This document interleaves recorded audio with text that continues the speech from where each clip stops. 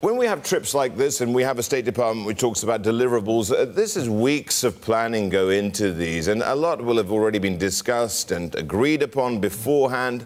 What do you expect then out of this visit to Seoul after perhaps a little bit of polarization in Tokyo? Yeah, well, I think this stop is going to be a lot more difficult for both sides than the Tokyo stop, which was all hugs and embraces between Shinzo and Donald.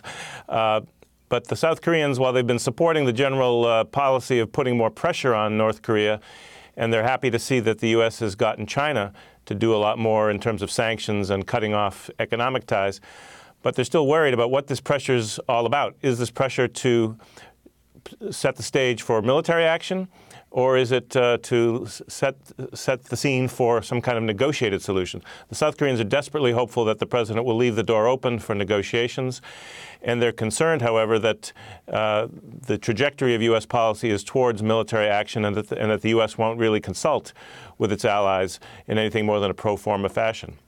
So this visit is a challenge for the president to persuade Moon Jae-in that we need to take a tough line, but that he is leaving the door open ultimately to negotiations, if not now, then down the road if the North Koreans are prepared to suspend some of their testing. Ambassador, in the lead up to this visit, we've seen everything on that wide spectrum of what foreign policy looks like, right? We've had the fire and the fury rhetoric saying that the time for talking is over. We've had that being talked back by other senior members of his administration. So going into this, do you think Mr. Trump has gone into this visit with a coherent foreign policy? Well, I think it could be a bit more coherent than it's been thus far. I think the key thing that's causing a lot of anxiety in the U.S. as well as in South Korea is that the U.S. has been very ambiguous as to what is the red line for military action. Is it actually attacking the U.S. or U.S. bases in the region, or is it just further progress with the acquisition of a capability that could reach the United States? If it's just the provocation of the program as the basis for military action, then the South Koreans are going to be very, very worried about that. So hopefully the president can convince President Moon that we're not going to rush into any military confrontation with the North, that we're trying to use pressure to get them to give up the programs. So he's got much more heavy lifting to do with Moon Jae-in than he did with Shinzo Abe. Let's just continue with what is going on in Seoul. And how much intel is there that President Trump has? He doesn't have a permanent U.S. ambassador there in Seoul. He doesn't have an assistant secretary of state for North Asia right now. I mean, there's a lot of criticism that the State Department has been hollowed out. What's your view on this, and how does it affect the way he's looking at it without actually getting to know really things coming from the ground? Well, we still have a good embassy in Seoul. There's a chargé d'affaires who's a very experienced diplomat, Mark Napper, running the show. But it's still a disadvantage not to have the president's man or woman in the job for a visit with such high stakes as this one.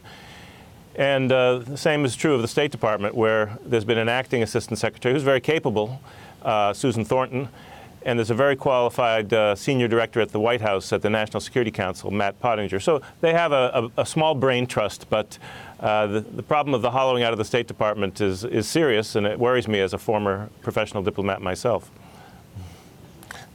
Indeed. And when we talk about North Korea, that's only one aspect of the visit. And as Heidi also alluded to, we have this free trade agreement with the South Koreans, which, again, Donald Trump has described as horrible here. Now, like in Japan, you're going to get the situation where they agree on the geopolitical stuff and they can't get to grips with the free trade side of things. And even the free trade side of things is rather an opaque question, to say the least. Yeah. Well, we're in a better place with South Korea because we have a free trade agreement, although the president might not see it that way. The Japanese have been very protectionist for years, for decades. There was a bit of a breakthrough with TPP, but the president has rejected that. In the case of South Korea, he's right to criticize the agreement as not delivering as much of the benefits as were predicted when it was signed. But it actually has been a net plus for the United States. Although there's a deficit in industrial trade, there's a big surplus for the United States in both agricultural trade and in services such as financial services. the beef market was completely closed 10 years ago. Now we have 50% of the Korean market. So we have something to work with. And I think it's a grudging concession by Moon Jae-in to renegotiate. But I think he's hoping that there won't be too much talk about this agreement. Let the negotiations continue. Let's see whether there's some tweaks that can be made to rectify some of the weaknesses of the agreement. Because the big problem with this agreement is it took 5 years to get it into effect. President Obama made a big mistake in renegotiating it rather than putting it into effect and working through the problems that arose. As a result, the European Union got a first mover advantage. It signed its free trade agreement with Korea while we were dithering here in the United States on whether or not to put it into effect. Alexander, I just want to quickly bring to our viewers' attention a function, if you will, on the Bloomberg that kind of puts this into greater context, right? This is ECTR Go, which shows you the trade relationships between the United States and these various countries. You can see when it comes to total trade volumes, South Korea coming in at the 7th largest trading partner with the United States. And you can also take a look at that deficit that you're talking about that, of course, is looking at manufactured goods. And that is the one that President Trump has been focusing on. Given that we just heard from Tara Aso, in the immediate aftermath of his visit to Tokyo, saying that we won't be renegotiating or negotiating any FTAs based on reducing that trade deficit, do you think focusing on this headline number is, a little bit futile on the US side? Well, I do. I think you have to look at the bigger picture and not just on the manufactured goods. Many have said that the president is obsessed with this issue, but you really have to make the net assessment on whether the overall benefits outweigh the disadvantages of the agreement. And I think the case of the Korea-U.S. free trade agreement, it's pretty clear. It did deliver a lot of results in terms of agriculture and services. And even the manufactured trade deficit would have been larger if we didn't have the free trade agreement. So we shouldn't throw out the baby with the bathwater. We should see what we can do to improve it, but recognize that it was called the gold standard of free trade agreements when it was signed, and it's still a good basis for us to emulate as we try to negotiate with other big trading partners like Japan.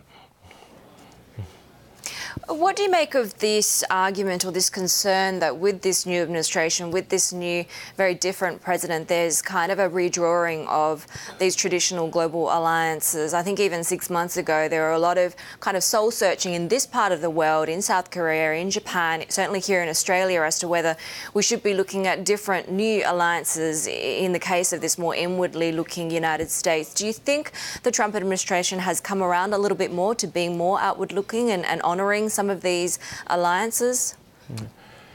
I think it has. I think that the speech that we're going to hear from the president in Vietnam, which is going to be the broad Asia strategy, I think will reflect sort of continuity with previous administrations in terms of strong U.S. leadership, working with our major allies, Japan, Korea, Australia, as well as with the biggest democracy in the world, India.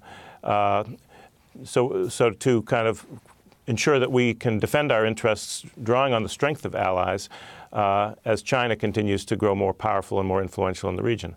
That's why it's so important that Trump and Moon Jae-in find some common ground on how to deal with North Korea, because we have to enter into the next phase of this challenge with a united front between Washington, Tokyo, and Seoul. We're more likely to influence the Chinese to put even more pressure on the North, and maybe we'll get this problem solved without having to use force, which is what everybody hopes for. Well, that's the difference, perhaps, to the way Seoul looks at it. They're frightened that it's going to be in war and not jaw from the U.S. What would you do if you were Donald Trump? What level of agreement would you come to very quickly? Well, I think I would, on the one hand, try to explain to Moon Jae-in that we cannot tolerate a North Korea that has an intercontinental missile that can deliver a nuclear weapon to the United States, but to indicate that the purpose of pressure is to convince the North that they should negotiate and agree to, first of all, freeze, but ultimately eliminate this nuclear capability in return for a peace agreement, other kinds of assurances, so that we could actually stabilize the Korean Peninsula. But I think the openness to negotiations is the missing piece of that, and that's what Moon Jae-in, I think, is going to be looking for, and hopefully trying to persuade President Trump to use pressure as a means to a negotiated solution. Alexander?